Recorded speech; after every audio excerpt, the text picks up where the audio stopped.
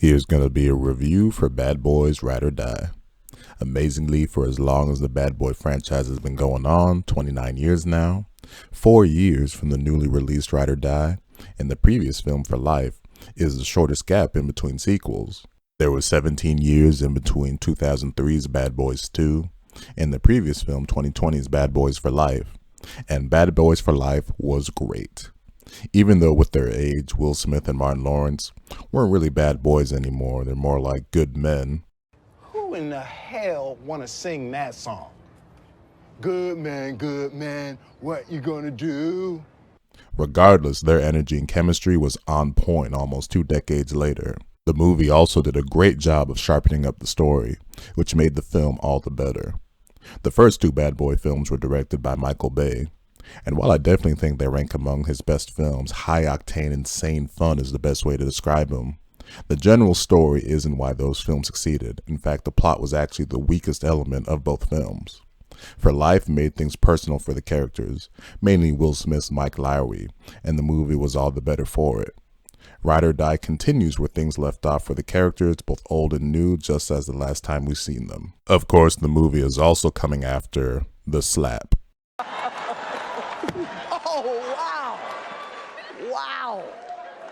A legendary moment in the history of mankind that will forever be studied, rewatched, and wondered what the happened there. For your basic plot synopsis, when the late Captain Howard gets linked to the drug cartels, everyone's favorite Miami cops, Mike Lowrey and Marcus Burnett, embark on a dangerous mission to clear his name. The dynamic gets really interesting as the only person that can help them clear his name is Mike's son Armando, currently locked away in prison.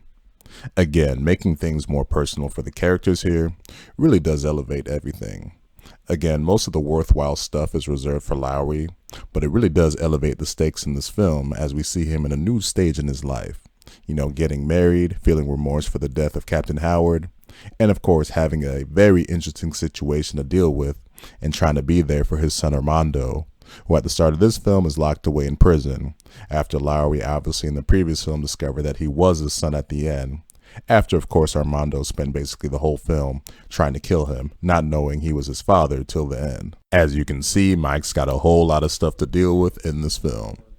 Marcus has a weird story, as at the beginning of the film he has a random near-death experience, which allows him then to have this weird irrational non-fear of death, which is really just played up for laughs in a lot of scenes, and it does have some payoffs where it was pretty funny.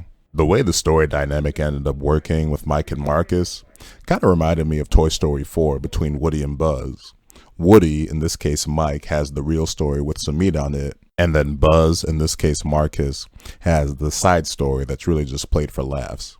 Yeah, that's right, I just compared Bad Boys to Toy Story. Top that shit. I mean, both did get started in 1995 and are currently both on 4 movies. Oh yeah, I'm just getting started. Of course, you still love Mike and Marcus. They're of course the heart of all of these Bad Boys films, but it's the characters that are around them that have really elevated these past 2 Bad Boys films. Characters like Rita and her crew at Ammo, highlighted by the finest Vanessa Ann Hutchins, just continue to be great additions to the series. You just really love everyone that gets involved here in the team. It's very reminiscent of the Fast and the Furious movies in their peak with Fast 5, 6, and 7. You even end up liking Mike's son Armando, who obviously in the previous film murdered a whole bunch of folks, including Captain Howard, but he ends up being likable with the way the story plays out, as he ends up helping Mike and Marcus through a lot of the movie, and by the end I was like, wow, I kind of like this guy. Even though things will forever be complicated with him in this story, given how he's killed just a whole bunch of folks. The action is of course high octane and delivers on the kind of stuff you would want to see in these films, with consistent gunfights, car chases consistently put throughout the film. It's not anything radically different from the other Bad Boy films, but you know what, if it ain't broke, don't fix it. And it works even better here too because again, there's a good story to go around it.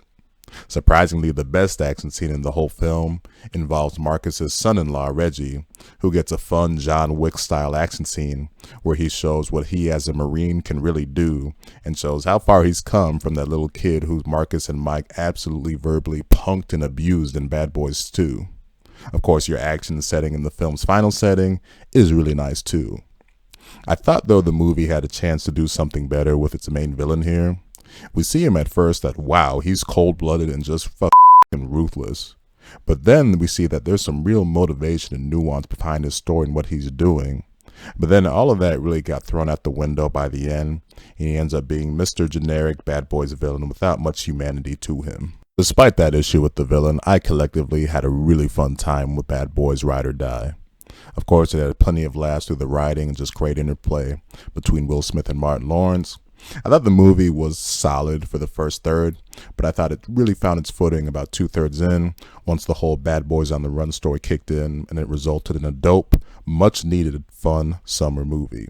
8.5 out of 10 Skittles for Bad Boys Ride or Die. Despite my really good time, I did have a problem with the ending though. With all the shit that goes down here, there's a whole lot of stuff that happens. The movie just wraps up too goddamn quick. And for sakes, I'm so tired of movies like this ending with a goddamn barbecue, even though it did end with a good laugh. I certainly hope the movie will be a big hit at the box office, but that's anything but guaranteed when it comes to movies released in 2024 with what we've seen so far. So that'll do it for this review of Bad Boys Ride or Die. If you made it to the end of this video, thank you for watching.